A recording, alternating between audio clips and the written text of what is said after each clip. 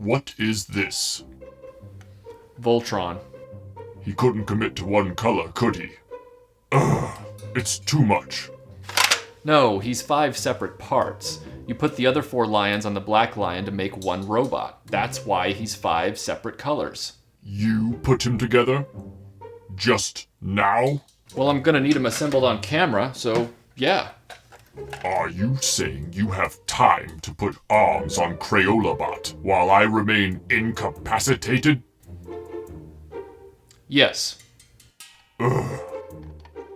Where are you going? To start a fire. Okay. If you burn the house down, you won't have anywhere to live.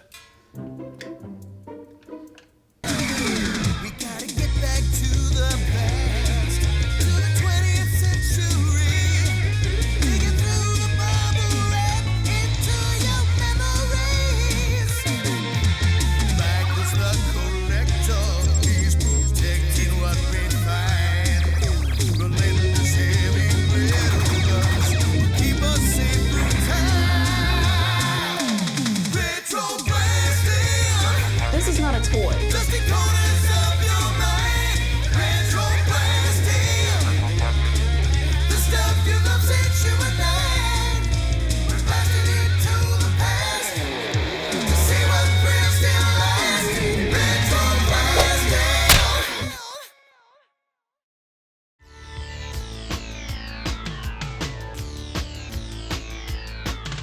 Voltron's toy history is the definition of storied.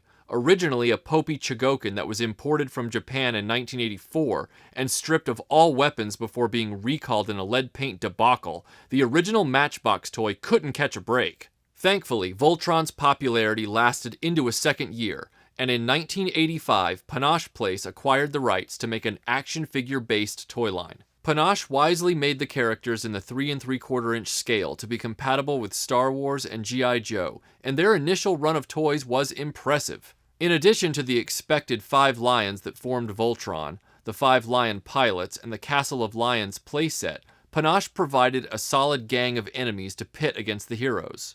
But Panosh Place is often derided by Voltron collectors and toy collectors alike for inferior designs and goofy-looking action figures.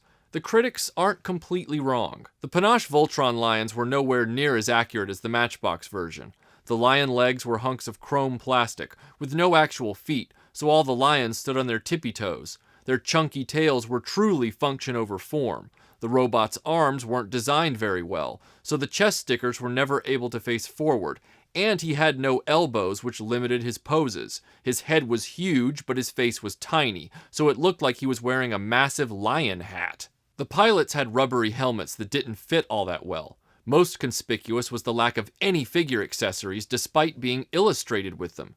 In the show, the pilots carried laser pistols, and almost all of the pilots are shown with them on the card backs, but no pistols are included. This is where you begin to see that Panosh Place was doing a lot of corner cutting, but it becomes very evident with the villains. Panosh Place's toy line hit in 1985, just around the time that World Events Productions opted to produce newly animated episodes of the Lion Force after the anemic reception given to Vehicle Voltron. In these episodes, the designs of the enemy vehicles changed markedly. Panosh's toys largely reflect the designs of the latter Voltron shows rather than the tanks and fighters of the Go Lion episodes, and they come with some interesting features as well as some strange design choices. Let's start with the figures.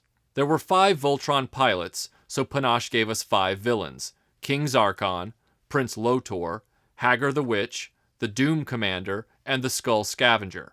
As with the pilots and their keys, the only things the villains come with are coffin-shaped tchotchkes. Despite Prince Lotor having a sword in the series and being illustrated with one on the card back, he is not packaged with a sword or his trademark axe-bladed helmet. Zarkon just stands around looking like a playing card king turned vampire, not given the scepter he is pictured with. Hagar is the worst of the bunch, a lump of hollow plastic without legs, her cat sculpted onto the front of the figure and only one movable arm, which holds her magic staff. She's awful, but at least she has an accessory. The Doom Commander is pictured with a pistol, and the Skull Scavenger is illustrated with a rifle. Neither of the figures actually have these in tow. 2 additional villains do come with weapons and don't come with the useless coffin badges, but it's more or less an insult. Robeasts Mutilor and Scorpius are packed with mean-looking clubs, and the figures are markedly larger than the other characters. But when you consider they're supposed to be the Robeasts that fight Voltron, you can't help but balk at Panosh's decision. To date, there's never been a Robeast made to the scale of any Voltron toy. Both Robeasts had vehicles to shuttle them around, the Coffin of Darkness and the Coffin of Doom. These coffins look to be modeled after both the early Go Lion and later Voltron Lion episodes. Aside from aesthetics, they function the same way. Both have extending wings, opening lids for the Robeasts, and light-up front ends to give off a spooky glow. But when they land on Eris, or your parents' living room floor, Voltron will just step on them. So what exactly did Panosh make for Voltron to fight? Zarkon's forces were given 3 vehicles. The first is the Doom Blaster, flown by the Doom Commander. It's a small fighter once again modeled after the designs in the last Lion Force episodes, with some fragile chrome guns on the lower struts. But it does shoot spring-loaded yellow discs from its face, which I can't say isn't amusing. The second is called the Zarkon Zapper, even though it's shown as being flown by Prince Lotor. The ship is modeled after the earlier enemy fighters from Go Lion, minus the lateral stabilizers. It has a cockpit head that swivels from side to side, which seems like a liability in terms of controlling the vehicle if you're the pilot. The Zapper also has the fragile lower chrome laser guns with tips that will break off easily if you're not careful. There's also a trigger-activated light effect if you're into that sort of thing.